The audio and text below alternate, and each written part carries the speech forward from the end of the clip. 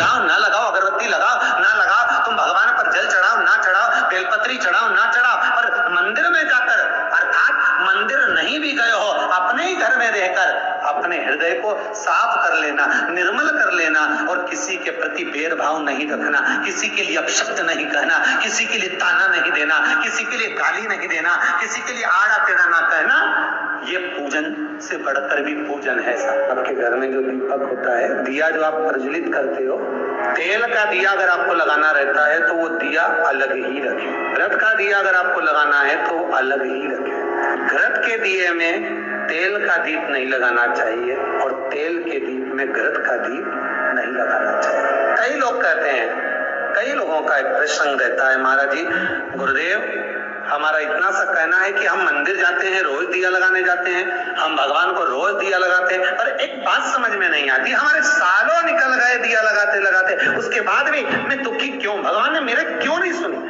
जब उस चोर को भगवान ने कुबेर बना दिया, केवल उसका कपड़ा जलाया, और मैंने इतने सालों से दिया लगाया, क्या भगवान मेरी नहीं सुन रहा? कारण हो सकता है तुम डब्बी तो घी की लेकर गई हो, बत्ती भी घी की लेकर गई हो, पर मंदिर में जो दिया पड़ा था जिसमें तुम बत्ती जला कर आई हो सकता है वो तेल की हो सकती है। कहीं ना कहीं हमारी गलती हो रही है, भगवान की तरफ से कोई गलती नहीं। भगवान तो हाला हजूर बैठा है तुम्हारा भंडार भरने के लिए, और गलती हम करते कि हम दिया नहीं ले जाते। हम तो मंदिर के दिया उठाया, अब घी का था कि तेल का था, अपन ने तो बत्ती लगा दी।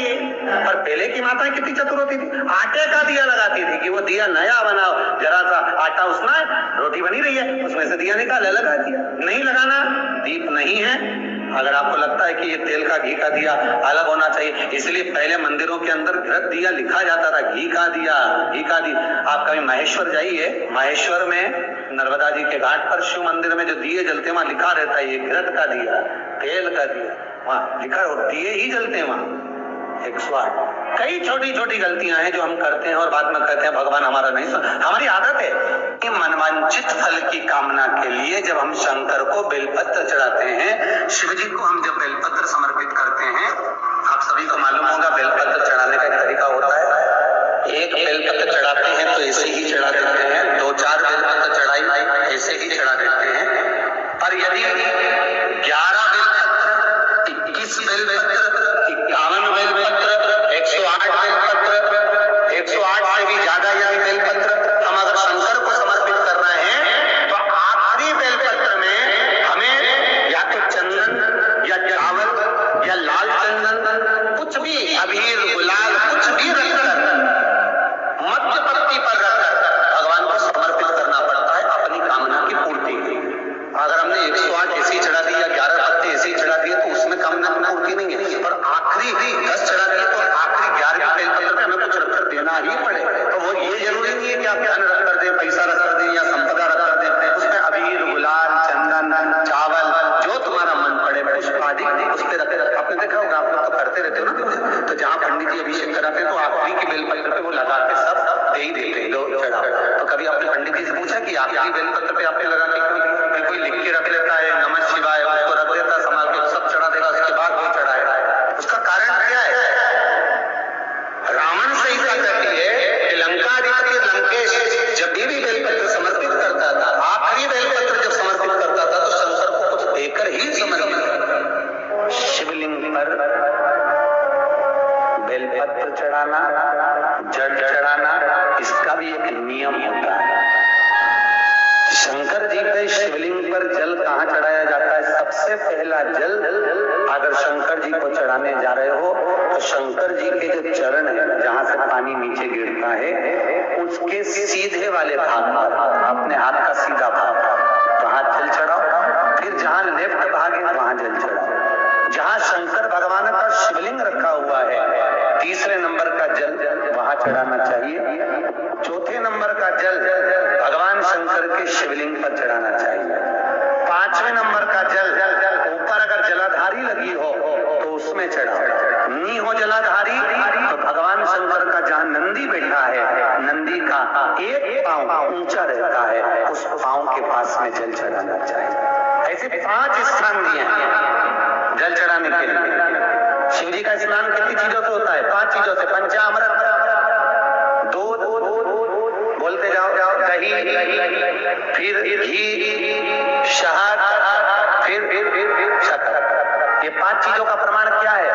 शास्त्र कहता है दूध चढ़ाने से घर में संतान की वृद्धि होती है। दही चढ़ाने से भगवान शिव के, अगर शिवलिंग पर हम दही चढ़ाते हैं उससे परिवार में प्रेम बढ़ता है। क्या बढ़ता है? प्रेम।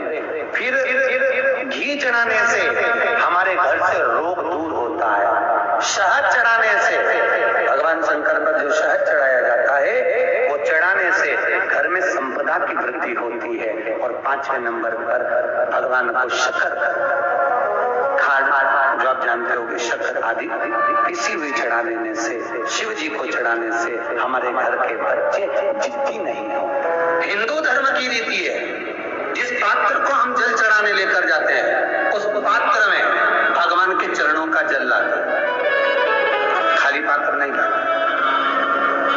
क्या लाते हैं? भगवान के चरणों का जल। उस चरणों तक को लेकर आए, घर में रखा, सबने अपने नैनों में लगाया, हृदय में लगाया, चित्तवृत्ति में लगाया। खाली पात्र हम लेकर वापस नहीं आ रहे हैं। शिव मंदिर में जब जाओ, जल चढ़ाने के लिए जाओ, पात्र तुमने शंकर जी को पूरा पानी चढ़ा भी दिया तो शंकर के चरणारविंद का थोड़ा सा जल पात्र में डाल के भले 2 बूंद लाओ, 4 बूंद लाओ, इतना सा लाओ, पर लाओ और उसको पूरे परिवार के नेत्रों में जब लेकर आए हो चरणों तक तो लगाओ।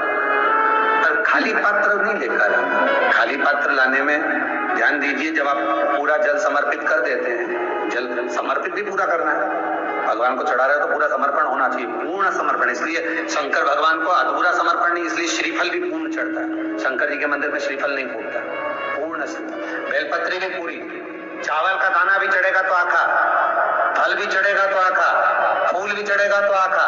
भगवान को कोई चीज खंडित नहीं चढ़ती, शिव जी को। जल भी चढ़ेगा तो पूर्ण। जिस जल को चढ़ाने के लिए लेकर गए उसको बचा कर नहीं लाना है शिव मंदिर में से, संपूर्ण। भागों की आदत रहती है, और आपने भी गलती करी होगी, गए होगे, चढ़ाकर भी आए होगे, पूरा पानी में उंडेल कर आए होगे, चढ़ा भी दिया, छोड़ भी आए, पर लेकर नहीं आए होगे। कई लोग गलती कर जाते हैं और फिर बाद में कहते हैं हम तो इतने साल से पूजन कर रहे हैं, भगवान हमारी सुन ही नहीं दिया। तो भगवान के मैं तो तैयार बेटा, पर तू नवा के चली जाए, लेके तो कहीं जाए। भगवान थोड़ी ना कहेगा कि तू मेरे पास में आए तो मेरे चरण की रज लेकर जा। भगवान थोड़ी ना कहेगा कि मेरे पास में आकर तू ये लेकर जा। भगवान तो कहेगा मेरे पास में आया है, मांगना कुछ मत, बस मुझे जो स्नान कराया है मेरा चरणों तक लेकर जा, चीड़ दे पूरे घर में, संपदा भरना मेरा काम है। जहां मेरी चरण की रज पहुंच गई वहां संपदा स्वतः पहुंच, मैं वहां पहुंच जाता हूं। तो चरणों तक ले जाए, पर लोग ले जाते हैं, पूजन करते, कलश भी उंडेलते, जल भी चढ़ाते, पर आते समय खाली लेकर आ जाते। भगवान को इतना बुरा लगता, मेरे दरवाजे से खाली जाए, मुझे कितना बुरा लगेगा। जो आए वो भर कर जाए, भले 2 बूंद लेकर आओ, पर उसमें चरणों तक थोड़ा सा लेकर अवश्य आए। उसी तरह जल चढ़ाने के बाद हम जब लेकर आते हैं पात्र